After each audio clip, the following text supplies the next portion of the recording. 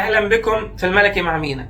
بعد لقاء النادي الأهلي ونادي بورتو اللي انتهى 4-4 طلعت علينا عبارة شرفتونا في المواقع الإلكترونية والمواقع الإخبارية وبعض مشجعين النادي الأهلي.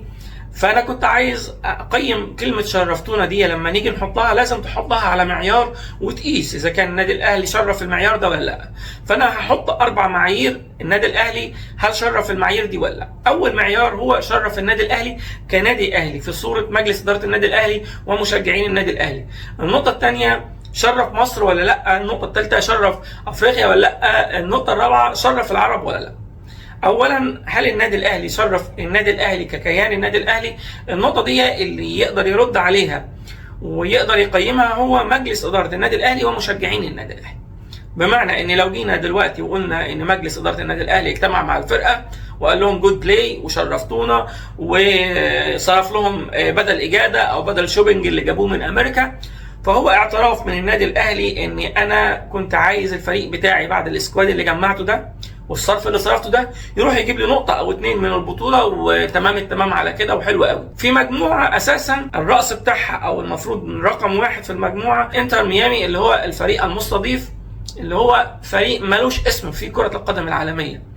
نيجي إن مجموعة النادي الأهلي ما فيهاش فريق أوروبي من توب 5، لا إنجلترا ولا أسبانيا ولا إيطاليا ولا ألمانيا ولا فرنسا. فمجموعة بالشكل ده لو النادي الاهلي طلع قال للفرقه بتاعته شرفتونا، فهو كان كل املهم وكل تارجت بتاعهم انك تاخد نقطه او 2 من مجموعه زي كده. وفي الحاله دي ده امر يرجع للنادي الاهلي، ومفيش اي جماهير في الدنيا ولا اي مشجعين لاي فريق يقدر يناقشوهم في الموضوع ده، لان انا كنادي اهلي حطيت تارجت ان انا اجيب نقطه او 2 وكده الحمد لله انا مرتضي بعد الصرف اللي صرفته ده كله. فده امر يرجع للنادي الاهلي، ولو هم قالوا شرفتونا للفرقه بالشكل ده فامر يخصهم ومحدش يقدر يعقب عليهم. لو رحنا للمعيار الثاني وقلنا هل النادي الاهلي شرف اسم مصر ولا لا، هنقول ان منتخب مصر هو الوحيد المسؤول عن تمثيل اسم مصر. يعني النجاح لمصر ان منتخب مصر يوصل كاس العالم او يعدي المجموعه بتاعته في كاس العالم، مش النادي الاهلي. ولكن تجاوزا لو قلنا ان النادي الاهلي مجازا هو اللي بيمثل اسم مصر لانه بيلعب تحت مظله الاتحاد المصري لكره القدم، فهنقول ان النادي الاهلي اللي ساعدته بيه مصر الاول علشان هو يمثلها بشكل كويس. من وجهه نظري ان الاتحاد المصري لكره القدم ساعد النادي الاهلي ب3 حاجات.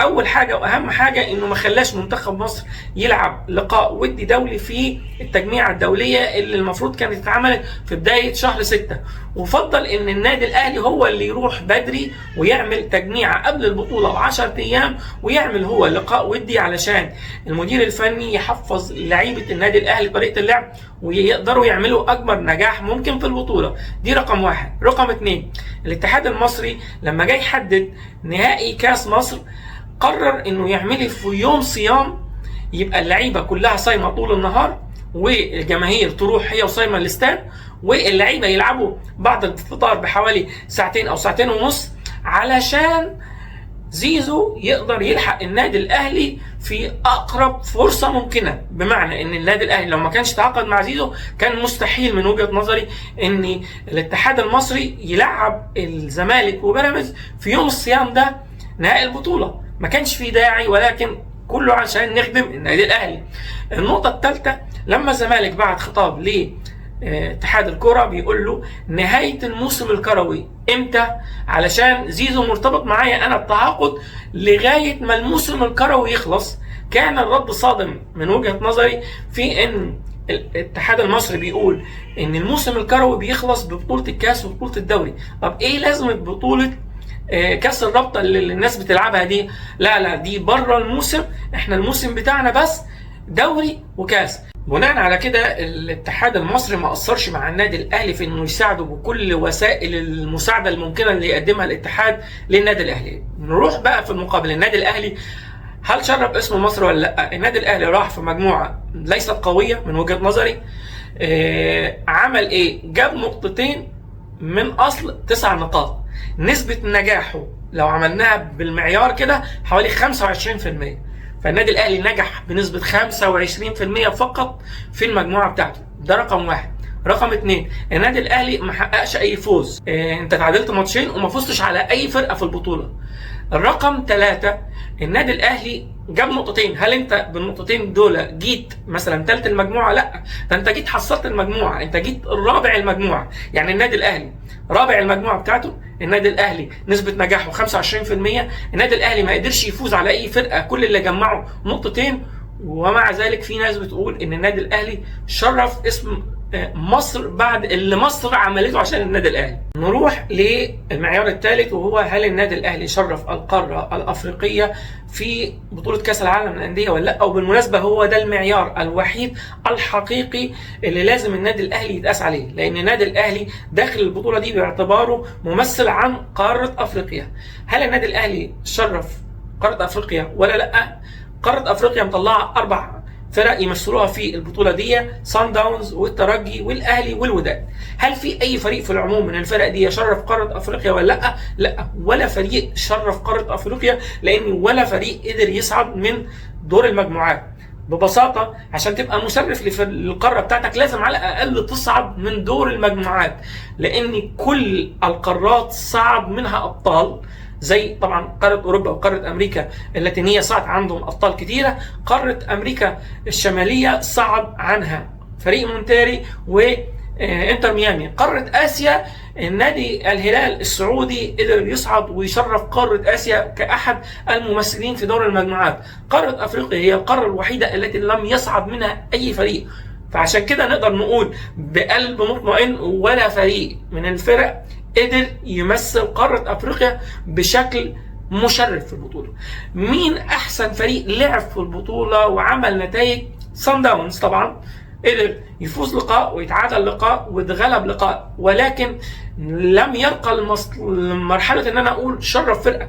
صن داونز كان في ايده لو قدر يفوز على فلومينسي كان يصعد تاني للمجموعة بتاعته، واقدر اقول في اللحظة دي ان صن داونز شرف قارة افريقيا. غير كده هو لعب بشكل كويس، ما اختلفتش، وهو افضل الفرق الافريقية بلا منازع، ولكن ما اقدرش اقول ان هو وصل لمرحلة انه شرف القارة الافريقية.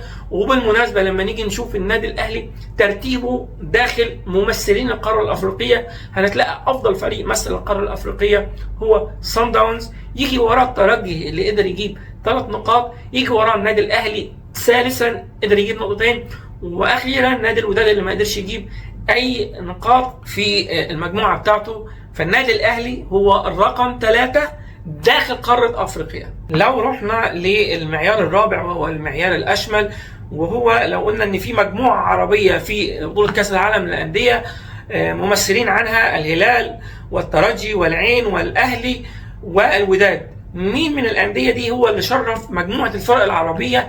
اكيد قولا واحدا هو نادي الهلال السعودي فقط هو اللي شرف الانديه العربيه، لانه ببساطه هو النادي الوحيد اللي قدر يتاهل للدور الثاني.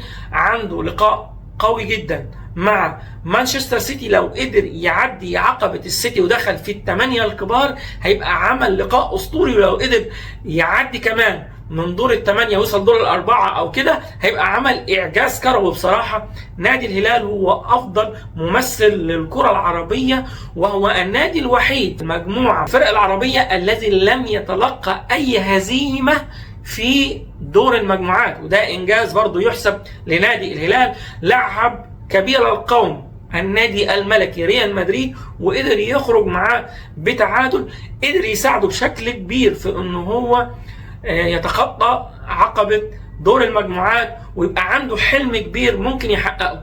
ولكن لو رجعنا برضو اتكلمنا على باقي او ترتيب الفرق العربية في البطولة، يأتي الهلال في الصدارة والمقدمة بأداء أكثر من رائع، يجي وراه مباشرة الترجي ب3 نقاط، يجي وراه العين الإماراتي ب3 نقاط، على الرغم من أن العين الإماراتي كانت مجموعته أصعب بكتير جدا من الترجي، ولكن نتائج الترجي وفارق الأهداف بالنسبة لي هحط الترجي رقم 2، العين رقم 3، الأهلي رقم 4، الوداد رقم 5. فالأهلي وسط المجموعة العربية الممثلة للفرق العربية في بطولة كأس العالم للأندية، أنت جيت رابع الفرق العربية في بطولة كأس العالم للأندية انا مش شايف ان ده اي نجاح للنادي الاهلي انه يجي رابع وسط خمسه. اخيرا، وبعد الدعم المعنوي الكبير اللي قدمه الاتحاد المصري للنادي الاهلي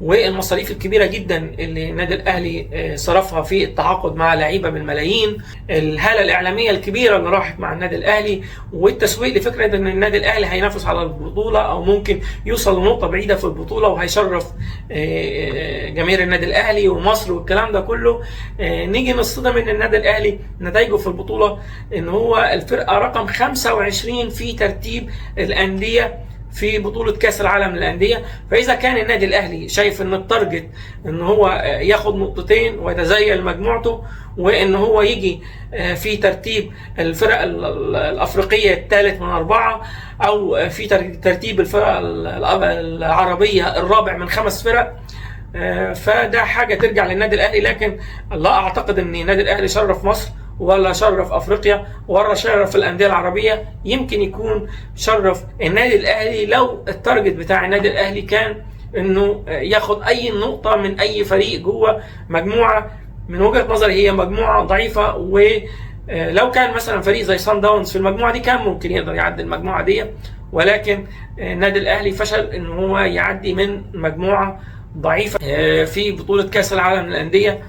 شاركونا برأيكم، هل النادي الأهلي شرف ال4 معايير اللي أنا قلتهم ولا لأ؟ وما تنسوش تدعمونا باللايك والشير والسبسكرايب. دمتم ملوك، شكرا جزيلا.